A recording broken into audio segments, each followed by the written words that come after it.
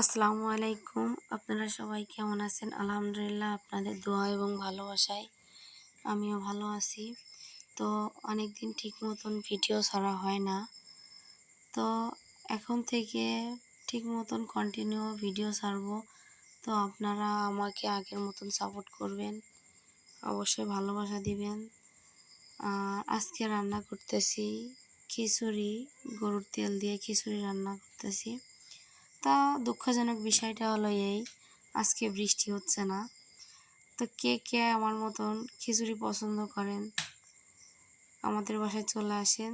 তো এই ছিল মূলত আজকের ভিডিও। অবশ্যই আপনারা আমার সাথে থাকবেন, অবশ্যই আগের মতন করে ভালোবাসা দিবেন।